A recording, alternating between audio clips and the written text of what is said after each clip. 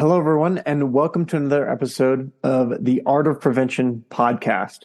And today I'll be taking a different tack to the podcast. Instead of talking specifically about injury prevention, I'm going to be talking about basically my least favorite ineffective exercise. And that exercise is the clamshell. So I don't know why I developed this pure hatred and basic disgust for this exercise. However, what really put the nail in the coffin for me was when I actually perused the literature, or I came across literature years ago that elucidated how ineffective this exercise can be. And yet, in spite of this ineffectiveness of this exercise, what I see time and time again is this exercise being prescribed to individuals that are suffering from hip pain, knee pain, and they're being prescribed this exercise for various reasons. But through research, we have found that those reasons are not being facilitated or not being improved upon by this exercise. So today I'm going to be talking about the clamshell exercise, what it is meant to do, why we know that it doesn't do this, why it sucks, basically. And then I'll give some alternatives. And then at the very end, I will tell you some patient populations that may actually benefit from this exercise. But one thing that I know and I see is that the patient populations that may benefit from this exercise is not the only population that is being given this exercise.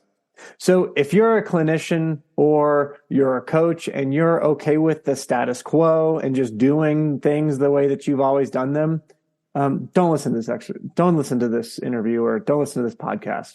If you do listen to this and you're okay with the status quo and you're just going to keep giving out clamshell exercises, you're either going to resent and not like me, or you'll resent and not like yourself, because the evidence is piled up against this exercise. And I hope you enjoy.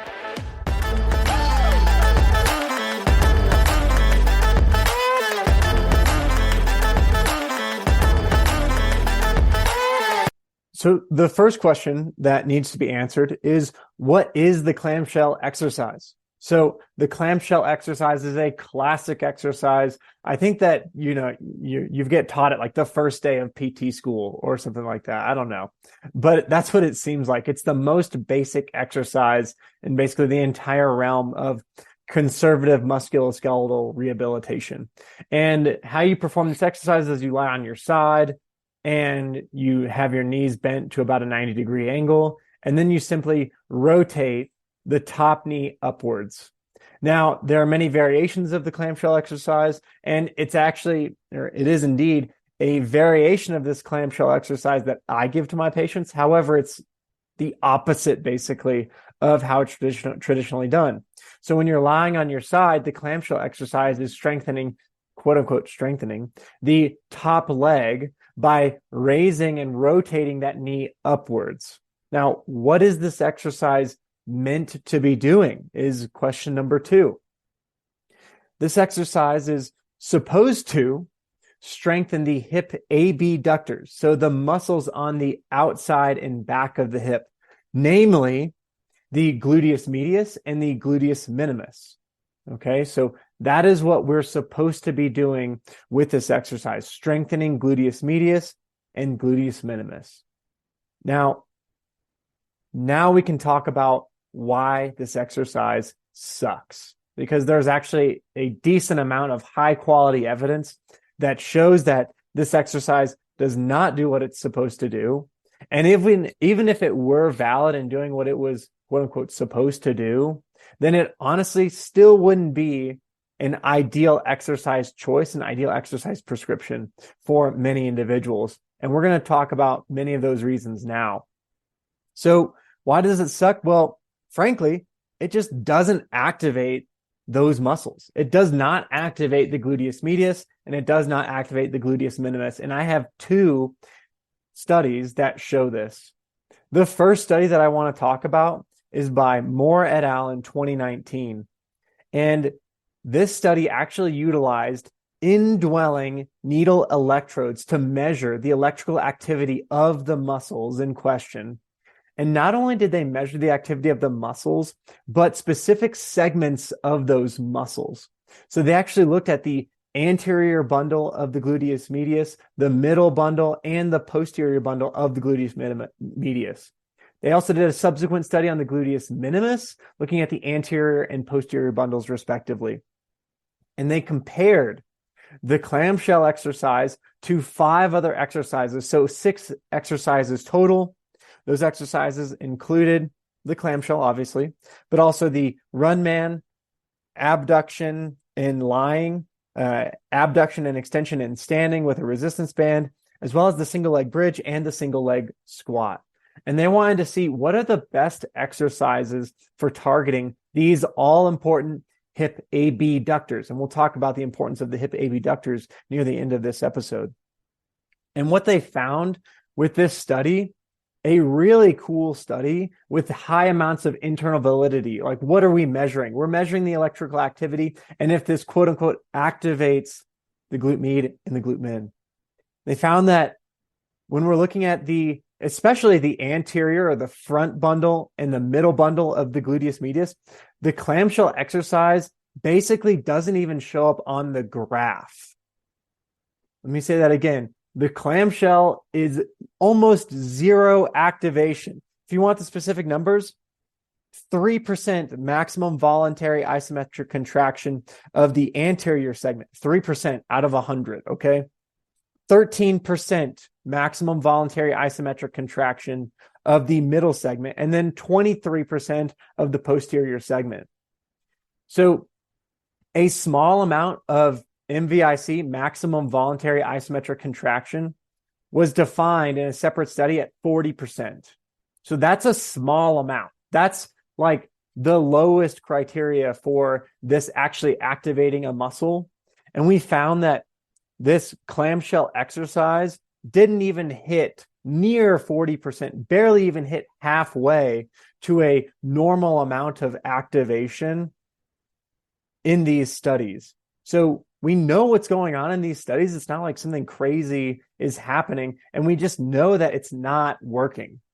Now, we can also compare that to all these other exercises. And what we found was that this was indeed the very worst exercise for activating these segments. So you could literally open up a random book in a PT journal or in a PT exercise book, and any exercise that you find for the lower extremity would probably be better than the clamshell exercise.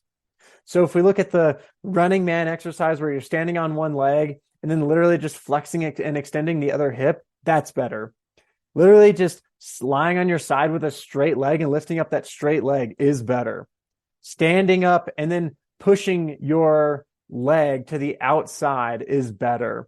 A single leg bridge is better. A single leg squat is better. Any exercise is better than the clamshell exercise. Yet the clamshell exercise is the one that's probably the most prescribed for strengthening the hip abductors. And now you guys know why I'm so frustrated with seeing patients that are given this clamshell exercise and then coming to see me because they failed, quote unquote, failed conservative management.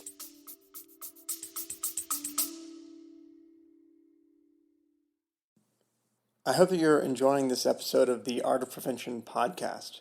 I wanted to let you know about a new resource that is available on our website. And this resource is specifically for runners who want to strength train. So we all know from our previous podcasts and many guests on the podcast that strength training is essential for runners to, one, improve their running economy as well as decrease their chances of injury.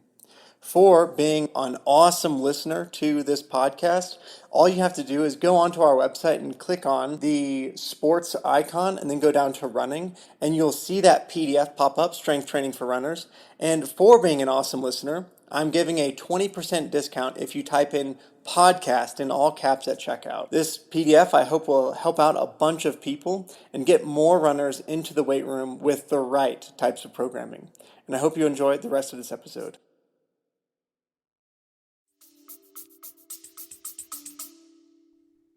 On to the next study.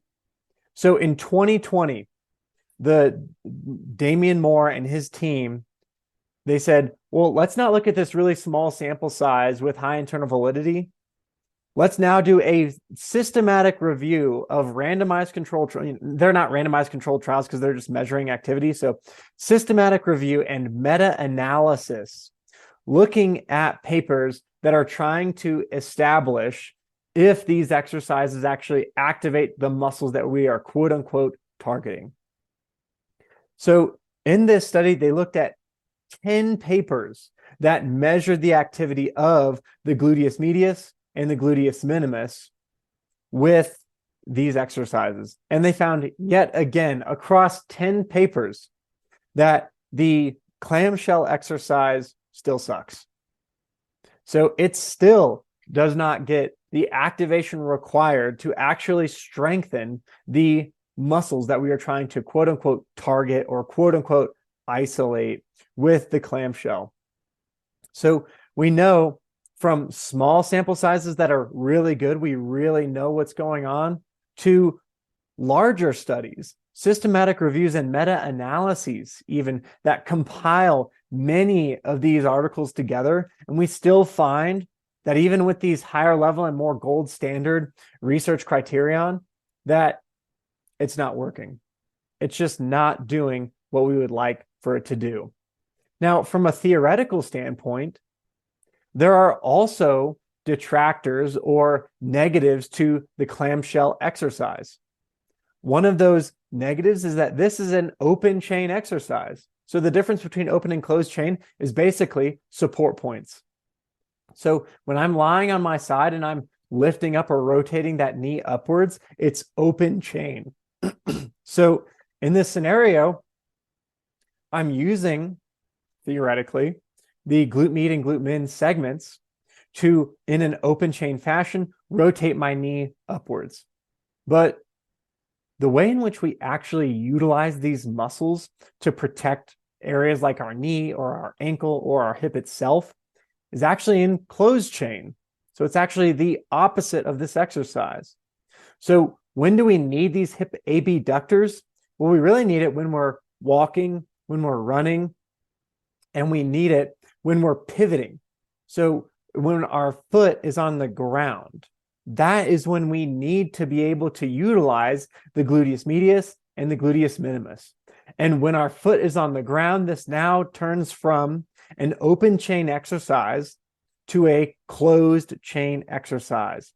So the chain, if you will, the muscular chain, is now closed because that support point is on the ground, as opposed to our leg being in the air. So open, leg is in the air, closed, the leg or the foot is on the ground. So in the scenario, even if it did target those muscle segments, it still would not be an ideal exercise. Reason being, it's being performed in the open chain. When do we want to activate these muscles? In the closed chain. So that's one reason also why, like the run man exercise, the standing hip abduction with extension, the single leg bridge, and the single leg spot and single leg squat would all be superior exercises because we are exercising these muscles in a closed chain fashion. So if we look at the mechanism behind something like an ACL tear or something along those lines, it's when the foot is on the ground. So a closed, a non-contact ACL injury, which occurs in about 1 in 20 or 1 in 25 female soccer players. There's basically an epidemic of ACL injuries in female soccer players and female handball players and female lacrosse players, etc. And that's happening while the foot is on the ground. So that's happening in closed chain. Thus, it would be better if we do train in closed chain. So there's another reason why the clamshell still sucks. Now, we have tons of alternatives. It's not like this is a tricky job finding exercises that activate the gluteus medius and gluteus minimus. I've already named 5 exercises that are far superior in activating the hip abductors, the glute med and glute min. So the running man, sideline hip abduction, standing hip abduction with extension with a resistance band, single leg bridge and single leg squat. But even if we go to something simple like a double leg squat or a deadlift or an RDL, all of these are going to be superior to this glute med supposed exercise like the clamshell. Now, the last thing that we have to ask ourselves, well, really the first thing that we need to ask ourselves is, are we doing any harm with this exercise? And directly, frankly, we're not doing any harm at all, mostly because we're not really doing anything. So, does the clamshell exercise do harm specifically? No, it does not do direct harm to the hip, nor does it do direct harm to the knee, the lower extremity, the back, etc. However, my theoretical question is, does it do indirect harm? So would it indirectly harm someone to be doing this exercise in lieu of or instead of some other more effective exercise? Well, let's think about it for a second. We know from multiple studies that hip abduction strength deficits are associated with, get ready for a list here, ACL tears, non-contact ACL tears specifically, femoroacetabular impingement or FAI, labral tears, iliotibial band syndrome, patellofemoral pain syndrome, etc. The list goes on. Now, there is a bit of a chicken or egg scenario when it comes to pain and the inhibition of muscles. So the question always is it the inhibition of muscles that led to the pain, or was it the pain in these extremities or joints that led to inhibition of muscles up the chain, like these glute med and glute med muscle segments? Now, in that first example, the ACL tear, those were actually baseline measures. So what they found with baseline measures is weakness in the hip abductors. This is a Chris Powers study, by the way. They found that weakness in the hip abductors, or the hip abductors, was something that had predictive value for seeing or predicting who was going to tear their ACL during that soccer season. I believe it was in soccer players. Now, with the other things, usually those are retrospective studies or taking somebody with femoroacetabular impingement or with a labral tear or with IT band syndrome or with patellofemoral pain syndrome, and then measuring their hip abductor muscle strength. So measuring the strength of those glute med and glute min muscle segments. And in that, then we really do have that chicken or egg scenario of which one is causing which. However, if we look at it just from a theoretical standpoint, there is nothing wrong with getting strong, and there's nothing wrong with staying strong. Having good strength in the hip abductors or the posterior lateral musculature of the hip is going to be beneficial from a performance standpoint, as well as in an injury prevention standpoint. So, could this be causing indirect harm? Well, one, we know now the clamshell exercise is a waste of time. So this is not proper utilization of patient resources. One of the most important resources that we have on this earth is time. We also know that if someone is doing the clamshell exercise, that they're wasting their time, but their time could be used more effectively doing other exercises like the ones mentioned as alternatives. So if we are substituting these effective exercises for an ineffective exercise, then we are wasting time, wasting patient resources, and we may be just fatiguing someone, not necessarily fatiguing those muscles because they're not activated, but fatiguing someone in that we are fatiguing their central nervous system from just performing exercises, monotonous exercises that are frankly not doing anything. So we could be adding fatigue, even if it's just neurological fatigue or CNS fatigue from just performing volume of exercise, rather than performing fewer amounts of exercises that are effective. Now, if somebody's looking up like how to do these exercises and is doing these exercises, then they may also have a false sense of security and a false sense of confidence in their hip muscle strength.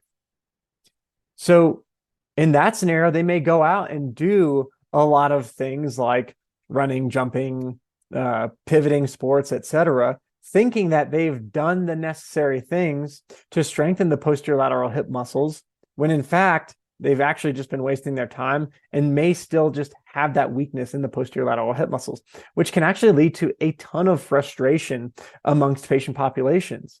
And this is when people will, quote unquote, fail conservative care, or maybe that makes them fail rehabilitation. So we know that the ACL, anterior cruciate ligament, re-tear rates in soccer players is about 1 in 5, which frankly is a very high number. Now, is this because surgeons aren't doing a good job? I don't believe so. I believe surgeons are doing an amazing job with ACL reconstructive surgery. And then a lot of PTs do amazing job with rehabilitation, but I do still see a lot of patients be given this, or a lot of patients, many patients are given this clamshell exercise as a means to strengthen the muscles on the outside of the hip. Now we know from those baseline tests in the Chris Powers study that ACL tears can be brought on, or we can increase the risk of ACL tears with weakness in the hip abductors. So if we're talking about re-tearing in the knee, re-tearing of the ACL in the knee, then having weakness in those posterior lateral muscles of the hip, like the glute med and glute min, that's really going to predispose someone because, one, they have a prior injury. What's the most predictive of an injury? The most predictive factor for an injury? That would be previous injury, as well as weakness in those muscles. So we could be instilling a false sense of confidence and a false sense of security in individuals just by performing this exercise that is ineffective. So I actually believe that not doing a great job in exercise prescription, not doing a great job in giving out exercises can actually cause indirect harm to patients, as well as athletes, as well as everyone that's basically given this exercise. So if you're a clinician, don't waste patient resources, don't instill a false sense of security, and don't waste their time. Don't waste anybody's time with this exercise. All right. Now, probably the hardest or most difficult part of this episode, who could benefit? So is there a patient population that could benefit from this clamshell exercise? And the answer is yes, probably so. I believe that there are better ways to facilitate this. But if we think about it, this could just be an exercise to get range of motion back into the hip. And in the immediate post-surgical population where they still have stitches and you're afraid of that wound opening up, in that scenario, we're just working on range of motion and motor control anyways. So maybe that could be good. I mean, I would honestly prefer like a dead bug position. So being on someone's back and then really focusing on hip motion and range of motion and cortical or voluntary control over that motion on the back as opposed to rotating while on the side. But could it be beneficial? Maybe. The significantly overweight population, that could also be a patient population that could benefit just because it's literally something. So just because it's some movement, it could benefit some populations that are unable to perform something like single leg stance or side-lying hip abduction just because of the sheer weight of the leg in conjunction with weakness of that musculature. So those are the two populations that could potentially benefit from this clamshell exercise. And that's all that I have today. So I really don't like to talk smack on practitioners or talk smack about really anything, especially in a public format. However, this clamshell exercise is the exercise that should mostly die. So if you're someone who is prescribing this exercise on a regular basis, I truly encourage you to take a step back and reflect on and look at some of the studies that I talked about and think, is this actually a good utilization of my patient's resources, whether they're coming in and paying you for rehab, or if we're just talking about that patient's time at home, I'm really not a fan of this exercise. I cannot think of the last time that I prescribed this exercise to someone. And I think that we as clinicians could be doing a lot better. If you are a coach and you are prescribing this exercise, do literally any other lower extremity exercise and you'll be better off than doing this clam exercise. So if you're a coach, whether that's in person or virtual, like stop sending out this exercise. I mean, it's just not doing what someone on Runner's Space or Runner's World told you that it is doing. I have literally had people come into my office that have done thousands upon thousands of clamshell exercises. And then I do my personal favorite, the DNS hip uprighting exercise, which is just an inversion of the clamshell, where instead of lifting up the top knee, you're pressing the knee as you rotate forwards into the ground in order to raise up the hip. And I'll show a link to that video as well, because it's truly is one of my favorite exercises, not only because it actually is closed chain and it does actually activate the hip musculature, but because it also incorporates the core. It is a global movement pattern, and there are other benefits for that way of doing things as well. If you are an athlete and you're doing this exercise, stop wasting your time, do something else, do literally anything else, and you will be better off. And you will have a lower risk of injury. You will have more time to do probably the sport that you love, whether that's running or soccer or pivoting or whatever. And that concludes my episode for today. So thank you for listening. If you listened all the way through this to my long tangential rant, thank you for coming to my soapbox lecture today, and stop doing clamshells. I hope you all have a great day.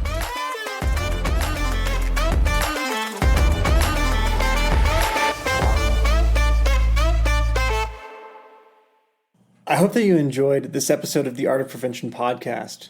If you did enjoy and or benefit from some of the information in this podcast, please be sure to like, subscribe, and share this podcast. Or please give us a 5-star review on any platform that you find podcasts. One thing to note, that this podcast is for education and entertainment purposes only. No patient is formed, and if you are having any difficulty, pain, discomfort, etc. with any of the movements or ideas described within this podcast, please seek the help of a qualified and board-certified medical professional, such as your medical doctor or a sports chiropractor, physical therapist, etc.